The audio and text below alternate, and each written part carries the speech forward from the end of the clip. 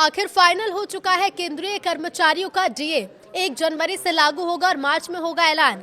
कितना पहुंचा है और अब क्या बदलेगा, सब कुछ आपको इस वीडियो में बताएंगे। नमस्कार, न्यूज 18 का डिजिटल प्लेटफॉर्म आप देख रहे हैं और मैं हूं रितु सिंह। हर महीने consumer price index for industrial workers जारी किया जाता है। यही इंडेक्स 7वें वेतन आयोग के तहत डीए तय करने का आधार है। दिसंबर 2025 का इंडेक्स से 148.2 रहा, यानी नवंबर के बराबर, लेकिन क्योंकि नवंबर तक डीए 59.94% पहुंच चुका था, तो दिसंबर का आंकड़ा आते ही ये 60% के पार निकल गया है। केंद्रीय कर्मचारी और पेंशनर्स के लिए ये बहुत बड़ी खबर है। दिसंबर 2025 के CPI-IW आंकड़े जारी होते ही महंगाई भत्ता 60% के पार फाइनल हो गया है। भले ही इसका औपचारिक ऐलान मार्च 2026 में हो, लेकिन डीए 1 जनवरी 2026 से ही लागू माना जाएगा और इसका एरियर भी मिलेगा। तो डीए आखिर क्यों फाइनल हुआ? तो देखिए, महंगाई भत्ता किसी अनुमान से नहीं बल्कि एक तय फॉर्मूले से निकलता है। लेबर ब्यूरो हर महीने consumer price index for industrial workers जारी करता है। यही इंडेक्स 7वें वेतन आयोग के तहत डीए तय करने का आधार है। दिसंबर 2025 का इंडेक्स 148.2 रहा, यानी कि ये नवंबर के बराबर था, लेकिन क्योंकि नवंबर तक डीए 59.94% पहुंच चुका था और दिसंबर का आंकड़ा आते ही 60% के पार निकल गया। सरकार डीए को हमेशा निकटतम पूर्णांक करके लागू करती है और इसलिए अब 60% डीए तय माना जा रहा है। दिसंबर 2025 के CPI-IW आंकड़े क्या कहते हैं? तो दिसंबर 2025 में CPI-IW 148.2 अंक पर स्थिर रहा। सालाना महंगाई 3.13% रही। दिसंबर 2024 के मुकाबले महंगाई कम है। इसका मतलब यह है कि महंगाई बहुत तेज नहीं बढ़ी, लेकिन पिछले 12 महीनों का औसत इतना बन गया कि डीए 60% पार कर गया। पिछले कुछ महीनों का CPI-IW और डीए ट्रेंड क्या है वो आपको बताते हैं, तो आपको इसे पूरा समझने में थोड़ी आसानी होगी। जुलाई 2025 से शुरुआत करेंगे।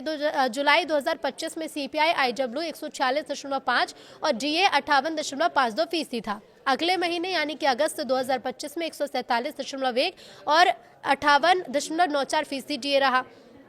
सितंबर 2025 में 147.3 डीए रहा 59.31%। अक्टूबर में 147.7 तो डीए रहा 59.60%।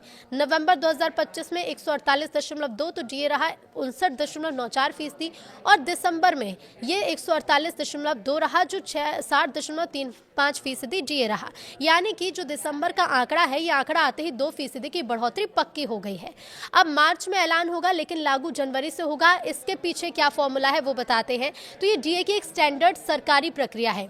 देखिए, डीए हर साल 1 जनवरी और 1 जुलाई से प्रभावी होता है, लेकिन CPI-IW के जो आखिरी आंकड़े हैं वो दिसंबर जून आने के बाद सरकार कैबिनेट में प्रस्ताव लाकर मार्च और फिर दिसंबर में इसका ऐलान करती है। इसलिए लागू तारीख 1 जनवरी 2026 और ऐलान होगा मार्च 2026।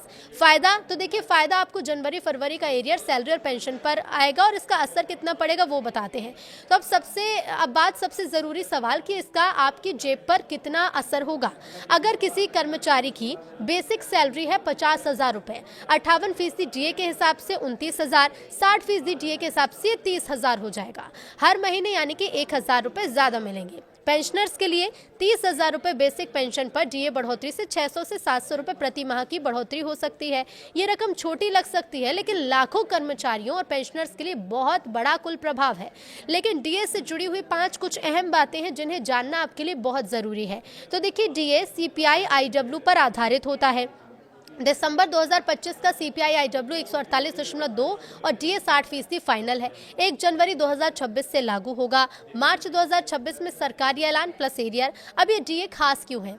तो ये सिर्फ एक और डीए बढ़ोतरी नहीं, ये अहम क्यों है वो भी आप जान लीजिए। 7वें वेतन आयोग के तहत 60% एक साइकोलॉजिकल लेवल है। पिछली बार 50% पार होते ही HRA स्ट्रक्चर बदला था। 60% के बाद भविष्य में पे रिसेट की चर्चा तेज होती है, यानी ये डीए बढ़ोतरी आगे की सैलरी पॉलिसी से भी जुड़ा हुआ है।